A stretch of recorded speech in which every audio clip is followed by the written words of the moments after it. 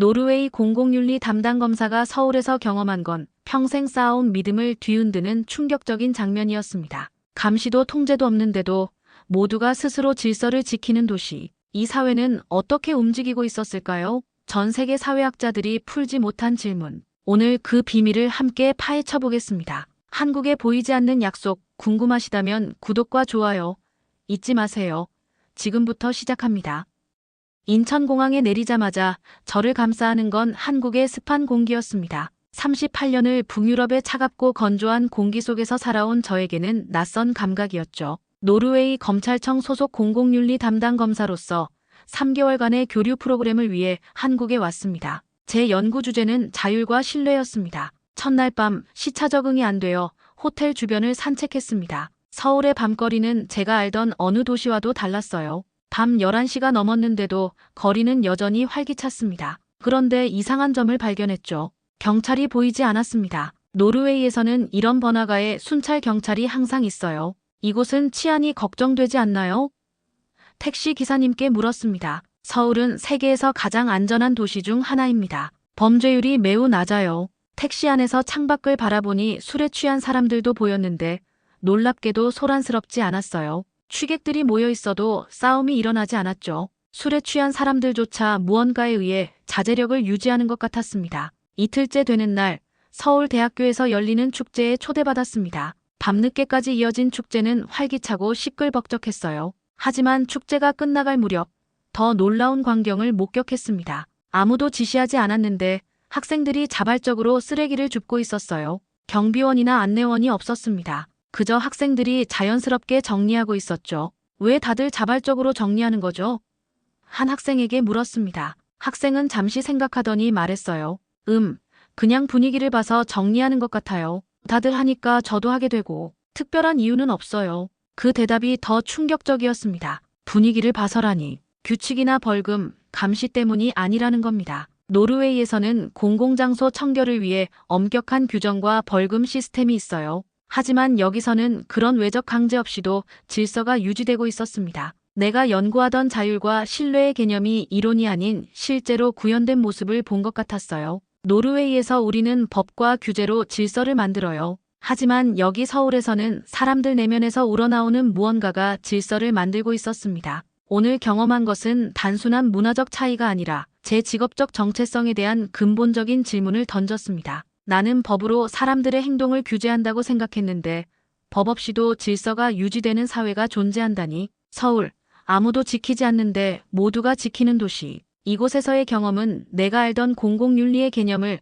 완전히 재정의할지도 모른다. 서울 생활 일주일째 서울대학교 중앙도서관을 방문했습니다. 연구 자료를 좀 더 찾아보고 싶었거든요. 도서관에 들어서자마자 느껴진 건 압도적인 고요함이었습니다. 수백 명의 학생들이 있었지만 마치 무언의 약속이라도 한 것처럼 모두가 침묵을 지키고 있었어요. 노르웨이 도서관에서도 조용히 해야 한다는 건 상식이지만 항상 소음 금지 안내문이 붙어 있고 사서들이 수시로 순찰하며 소음을 제지합니다. 여기선 그런 안내문이나 감시하는 사람이 보이지 않았습니다. 그냥 모두가 조용히 하고 있었어요. 서가 사이를 천천히 걸으며 한국의 법과 윤리에 관한 책을 찾았습니다. 문득 책을 꺼내다 떨어뜨렸고 소리가 울려 퍼졌죠. 순간 주변의 시선이 저에게 쏠렸습니다. 그 시선은 비난이라기보다는 괜찮아요. 하지만 조심해주세요 라고 말하는 듯 했어요. 얼굴이 화끈거렸습니다. 이런 분위기에서 규칙을 어긴 건 저였으니까요. 다음 날은 시내의 공공도서관을 방문했습니다.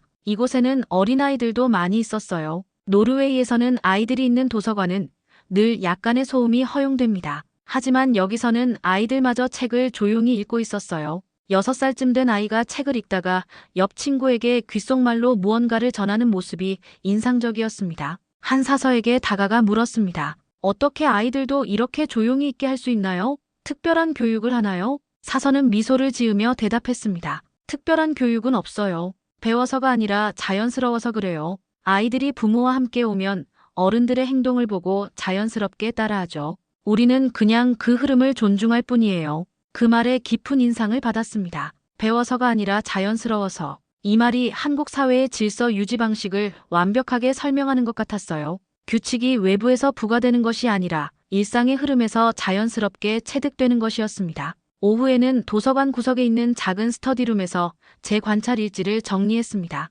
제가 알던 규칙과 질서의 개념이 여기서는 완전히 다른 형태로 존재하고 있었어요. 노르웨이에서 규칙은 문서화되고 명시적으로 강제되고 위반 시 벌칙이 뒤따릅니다. 하지만 여기서 규칙은 보이지 않는 약속처럼 공기 중에 존재했습니다. 특히 놀라웠던 건 감시의 부재였어요. 노르웨이에서는 규칙 준수를 감시하는 체계가 항상 있습니다. 하지만 서울에서는 그 감시 체계가 사람들 내면에 내재화된 것 같았습니다. 외부에 감시자가 없어도 사람들은 스스로를 감시하고 규제했어요. 스터디룸을 나오다 우연히 한 노 교수님과 마주쳤습니다. 제 연구에 대해 들으시고는 이런 말씀을 해주셨어요. 한국인들은 눈치라는 개념으로 살아갑니다. 상황을 빠르게 파악하고 적절하게 행동하는 거죠. 이건 법보다 더 강력한 사회적 규범이에요. 그날 밤 호텔 창문 너머로 서울의 불빛을 바라보며 생각했습니다. 내가 알던 법과 질서의 개념이 이곳에서는 눈치라는 이름으로 더 섬세하고 깊이 있게 작동하고 있었습니다.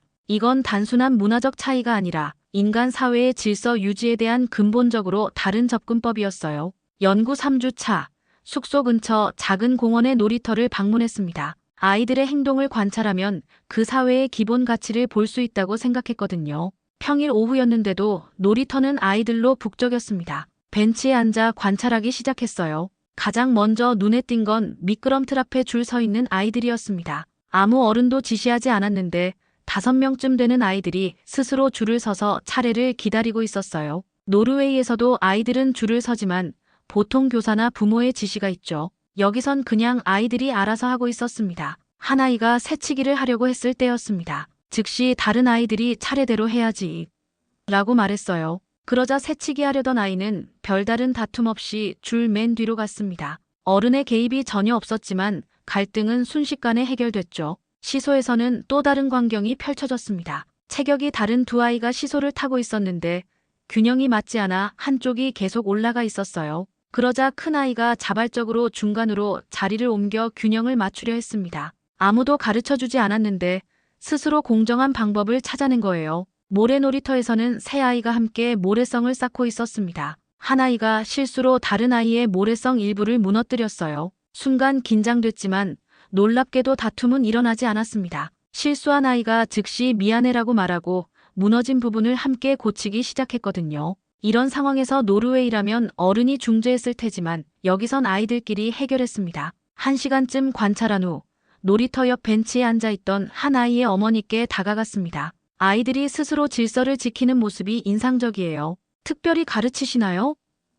그분은 잠시 생각하더니 대답했습니다. 특별히 가르친 건 없어요. 그냥 다들 그렇게 해요. 어릴 때부터 다른 아이들이 하는 걸 보고 자연스럽게 배우는 것 같아요. 다시 한번 그냥이라는 단어가 나왔습니다. 이 그냥이란 단어 속에 한국 사회의 비밀이 숨어 있는 듯 했어요. 강제나 교육이 아닌 자연스러운 흐름으로 질서가 유지되는 것입니다. 이곳 아이들의 행동에서 한국 사회의 축소판을 본 것 같았어요. 규칙이 외부에서 강제되는 것이 아니라 공동체 안에서 자연스럽게 형성되고 내면화되는 과정을요. 차례를 지키고 공정함을 찾고 실수를 인정하고 함께 해결하는 모습은 그냥 놀이터의 장면이 아니라 한국 사회 전체의 작동 방식을 보여주는 것 같았습니다. 놀이터에 법이 없다. 하지만 질서는 있다. 법 없이도 질서가 유지되는 곳. 이것이 한국의 놀이터다. 처음에는 어떻게 법과 규제로 자율과 신뢰를 구축하는가를 연구하려 했는데 이제는 법과 규제 없이도 어떻게 자율과 신뢰가 작동하는가를 연구하게 된 것 같습니다.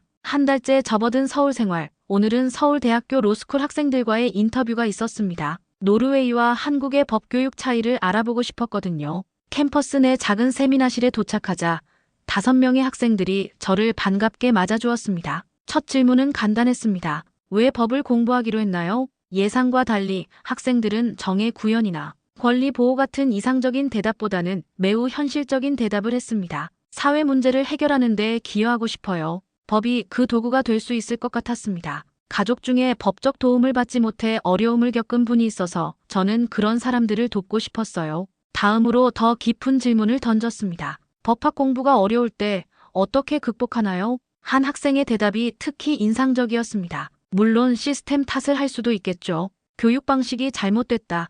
교수님이 잘 가르치지 않는다. 뭐 이런 것들이요. 하지만 결국은 제 문제라고 생각해요. 충분히 노력하지 않았거나 집중력이 부족했거나 그래서 항상 먼저 제 자신을 돌아봅니다. 이 대답에 깊은 충격을 받았습니다. 노르웨이에서는 시스템의 개선을 요구하는 목소리가 큰데 여기 학생들은 먼저 자기 자신을 돌아보고 있었습니다. 이런 자기 책임의 문화가 한국 사회에 깊이 뿌리내리고 있다는 느낌이 들었어요. 한국은 굉장히 경쟁적인 사회로 알려져 있는데 그런 경쟁 속에서 법 정신을 지키기 어렵지 않나요? 조금 도발적인 질문을 던졌습니다. 잠시 침묵이 흐른 후 한 학생이 말했습니다. 경쟁은 맞아요. 하지만 그 경쟁 속에서도 책임이란 가치는 항상 중요하게 여겨져요. 이건 단순히 법조인으로서가 아니라 한국인으로서 가진 가치관이라고 생각합니다. 다른 학생이 이어 말했습니다. 사실 이건 우리 부모님 세대에서 온 것 같아요. 그분들은 정말 어려운 시대를 겪으셨잖아요. 한국전쟁 이후 극빈했던 나라를 세계적인 경제 강국으로 만드셨고요. 그런 과정에서 내가 책임지지 않으면 아무도 책임지지 않는다는 생각이 문화로 자리 잡은 것 같습니다. 그 순간 무언가 깨달은 기분이었습니다. 한국의 급속한 경제 발전 뒤에는 단순한 경제 정책이나 제도만이 아니라 이런 책임감의 문화가 있었던 겁니다. 법과 제도보다 더 깊은 곳에서 작동하는 문화적 원동력이요. 인터뷰를 마치고 돌아오는 길, 한강변을 걸으며 생각에 잠겼습니다. 내가 속한 노르웨이 사회는 개인의 권리와 시스템의 책임을 강조합니다. 문제가 생기면 시스템이 어떻게 개선되어야 하는가를 먼저 묻죠. 반면 한국 사회는 개인의 책임을 더 강조하는 것 같았습니다. 내가 어떻게 해야 하는가를 먼저 묻는 사회요. 어느 쪽이 옳고 그른지 판단할 수는 없지만 분명한 건 이 두 접근법이 서로 다른 사회적 결과를 만들어낸다는 점이었습니다. 노트북을 열고 오늘의 깨달음을 기록했습니다. 법보다 깊은 책임감. 한국의 젊은이들은 자기 책임을 문화로 여긴다. 이것이 한국 사회가 빠르게 변화하고 발전할 수 있는 원동력인지도 모른다. 연구활동 5주차, 서울의 주거 문화를 살펴보기 위해 한 아파트 단지를 방문했습니다. 제 한국인 친구 민지의 집이었어요. 아파트 현관에 들어서자마자 놀라운 광경을 목격했습니다. 수십 개의 택배 상자가 문 앞에 쌓여 있었어요. 그것도 주인이 없는 상태로요. 이 택배들은 누구 것이에요? 도난당하지 않나요? 궁금해서 물었습니다. 민지는 태연하게 대답했습니다. 각 집 앞에 놓인 것들이에요. 사람들이 퇴근하고 돌아오면 가져가겠죠. 도난이요? 거의 없어요. 믿기 힘들었습니다. 노르웨이에서는 택배가 오면 직접 받거나 아니면 관리실 같은 안전한 곳에 보관합니다. 이렇게 아무나 가져갈 수 있는 상태로 복도에 놓아두는 경우는 상상하기 어려웠어요. CCTV는 있나요? 물었습니다. 입구에는 있지만 각층 복도에는 없어요. 굳이 필요하지 않으니까요. 더 궁금해져서 택배기사를 인터뷰해보기로 했습니다. 다음 날 민지의 도움으로 한 택배기사님을 만날 수 있었어요. 바쁜 시간을 내어 저와 짧게 대화를 나눠주셨습니다. 문 앞에 택배를 놓고 가도 도난 사례가 거의 없다고 들었어요. 정말인가요? 택배기사님은 고개를 끄덕였습니다. 10년 넘게 이 일을 하고 있는데 도난 신고는 손에 꼽을 정도예요. 가끔 있기는 하지만 정말 드문 일이죠. 비결이 뭘까요? 왜 사람들이 남의 물건에 손을 대지 않을까요? 그분은 잠시 생각하더니 대답했습니다. 글쎄요, 특별한 이유는 없는 것 같아요. 그냥 남의 물건은 건드리지 않는 게 당연하니까요. 어릴 때부터 그렇게 배우잖아요. 택배기사님과 헤어지고 근처 카페에서 민지와 더 이야기를 나눴습니다. 민지는 제 궁금증을 이해하면서도 그것이 한국 사람들에겐 너무 당연한 일이라 특별히 생각해 본 적이 없다고 했어요. 사실 한국에서는 사회적 신뢰가 굉장히 중요해요. 우리는 서로를 믿기 때문에 함께 살 수 있는 거죠. CCTV나 감시 시스템보다 이런 신뢰가 더 강력한 방어막이 된다고 생각해요. 그 말에 깊이 공감했습니다. 노르웨이도 신뢰 사회로 알려져 있지만 그 신뢰는 강력한 법적 체계와 투명한 사회 시스템에 기반합니다. 반면 한국의 신뢰는 더 문화적이고 관계적인 것 같았어요. 제도가 아닌 사람 사이에서 형성된 신뢰였습니다. 그날 저녁 숙소로 돌아가는 길에 작은 실험을 해봤습니다. 편의점에서 산음료수 캔을 벤치에 두고 잠시 자리를 비웠어요. 5분 후에 돌아왔을 때 그 캔은 여전히 그 자리에 있었습니다. 아무도 가져가지 않았어요. 호텔방에 돌아와 오늘의 관찰 일지를 썼습니다. 한국에서는 신뢰가 CCTV를 대체한다. 이것은 단순한 공동체적 감시가 아니다. 더 깊은 곳에서 작동하는 공동체적 배려다. 보이지 않는 약속이 보이는 감시보다 더 강력하게 작동하는 사회. 6번째 주 갑작스러운 두통으로 병원을 찾게 되었습니다. 사실 외국에서 병원 가는 것은 늘 부담스러운 일이에요.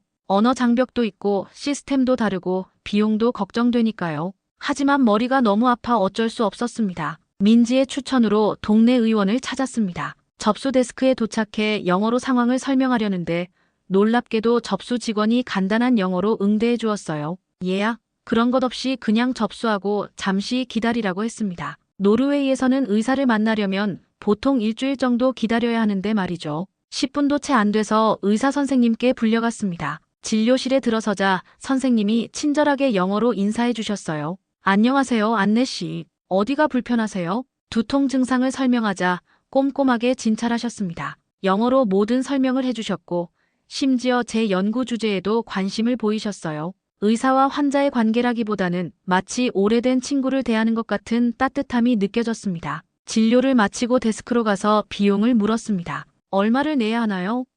10,000원이요. 처음에는 영어로 된 금액을 잘못 들은 줄 알았어요. 계산기로 환율을 쳐보니 약 8달러였습니다. 믿기지 않았어요. 노르웨이에서는 비슷한 진료를 받으면 최소 50달러는 내야 합니다. 이게 맞나요? 외국인에게도 같은 가격인가요? 직원이 웃으며 대답했어요. 네, 맞아요. 한국 의료보험이 적용되지 않아 전액 본인 부담이지만 그래도 이 정도예요. 처방전을 들고 근처 약국으로 향했습니다. 약국에서도 놀랍게도 영어로 응대가 가능했어요. 약사님은 약의 효능과 복용법을 자세히 설명해 주셨고 심지어 제 상태를 걱정하며 물병까지 건네주셨습니다. 약값도 믿기지 않게 저렴했어요. 5,000원, 약 4달러 정도였습니다. 진료비와 약값을 합쳐도 12달러 정도라니. 그런데 더 놀라운 건 그 가격보다도 이 모든 과정에서 느껴진 따뜻함이었습니다. 의료가 서비스가 아니라 돌봄으로 느껴졌어요. 민지를 다시 만났을 때 이 경험에 대해 이야기했습니다. 한국의 의료 시스템이 정말 인상적이에요. 어떻게 이렇게 효율적이면서도 따뜻할 수 있죠? 민지가 생각에 잠겼다가 대답했습니다. 우리는 의료를 단순한 서비스로 보지 않아요. 어려움에 처한 사람을 돕는 것은 당연한 일이라고 생각하죠. 한국에서 의사는 단순히 직업이 아니라 소명이에요.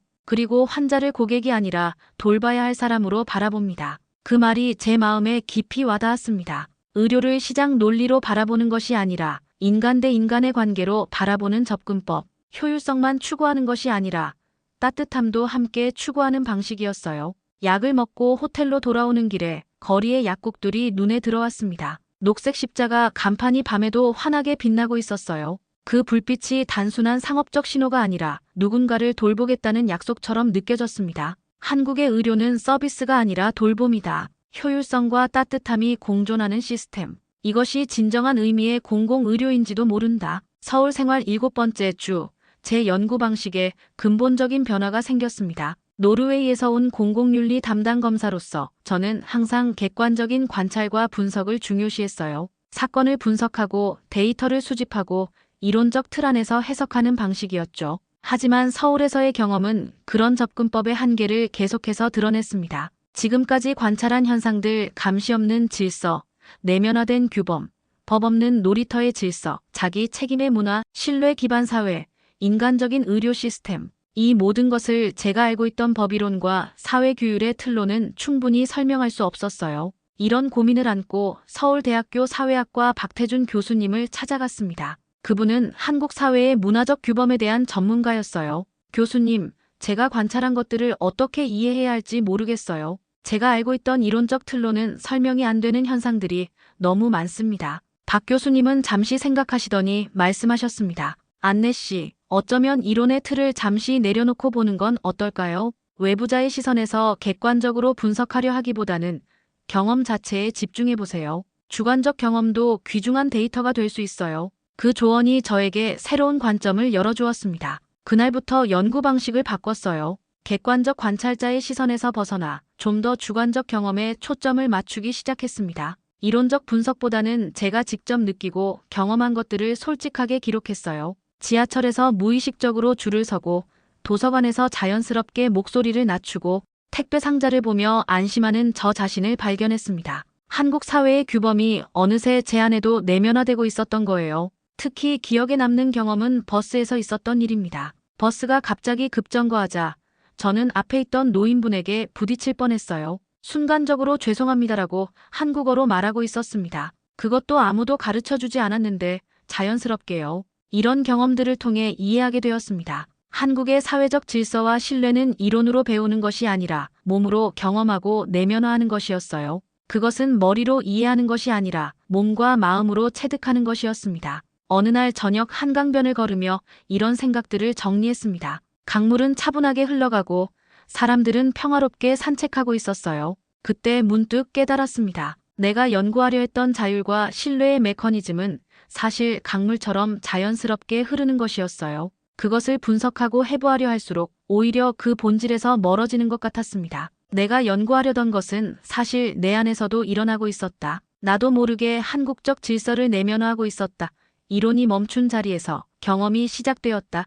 이 깨달음은 제 연구 전체의 방향을 바꿨습니다. 더 이상 외부자의 시선으로 한국 사회를 분석하려 하지 않고 그 안에 직접 참여하며 경험하는 방식으로 전환했어요. 전문가의 시선에서 비전문가의 시선으로, 객관적 관찰에서 주관적 경험으로의 전환이었습니다. 박 교수님을 다시 만났을 때 이런 변화에 대해 이야기했습니다. 그분은 미소 지으며 말씀하셨어요. 안내 씨, 이제 진짜 연구가 시작된 것 같네요. 자율성과 공동체 의식은 학문이 아니라 삶의 방식이니까요. 그것을 이해하려면 머리가 아니라 가슴으로 접근해야 합니다. 그 말에 깊이 공감했습니다. 법과 규칙의 세계에서 살아온 저에게 서울에서의 경험은 규칙 너머의 세계를 보여주었어요. 눈에 보이는 법이 아니라 보이지 않는 약속으로 유지되는 세계를요. 서울 생활 마지막 주, 제 연구에 흥미로운 전환점이 생겼습니다. 민지가 베를린에 사는 그녀의 사촌을 소개해줬어요. 제가 독일로 돌아갈 일정이 있었기에 베를린의 한인 공동체를 방문해보면 어떻겠냐는 제안이었습니다.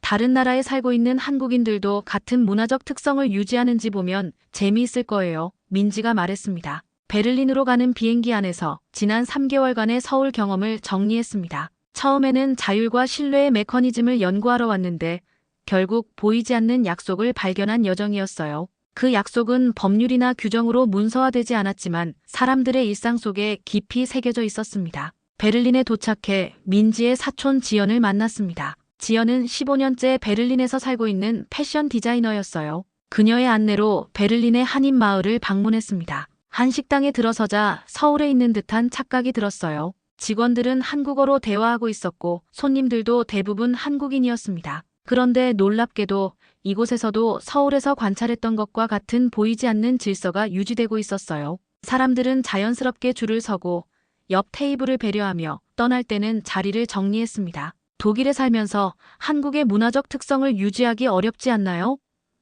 지연에게 물었습니다. 처음에는 고민도 많았어요. 독일 사회에 적응해야 할지, 한국적 정체성을 유지해야 할지. 하지만 시간이 지나면서 깨달았어요. 그건 선택의 문제가 아니라 그냥 제 안에 있는 거였어요. 그 말이 제 연구의 핵심을 관통하는 것 같았습니다. 한국에 보이지 않는 약속은 단순한 사회적 관습이 아니라 정체성의 일부였어요. 그래서 베를린에 살아도 다른 어느 곳에 살아도 유지될 수 있는 것이었습니다. 다음 날 지연의 소개로 베를린 한인 학교를 방문했습니다. 그곳에서 한국어를 배우는 아이들을 보며 또 다른 발견을 했어요. 이 아이들 중 상당수는 한국에 한 번도 가본 적이 없는 이민 2세대였음에도 한국적 질서와 배려의 문화를 자연스럽게 실천하고 있었습니다. 수업이 끝난 후 한 선생님과 이야기를 나눴습니다. 어떻게 아이들에게 한국적 가치를 가르치시나요? 선생님은 잠시 생각하시더니 대답하셨어요. 사실 특별히 가르치지는 않아요. 그냥 함께 생활하다 보면 자연스럽게 배우는 것 같아요.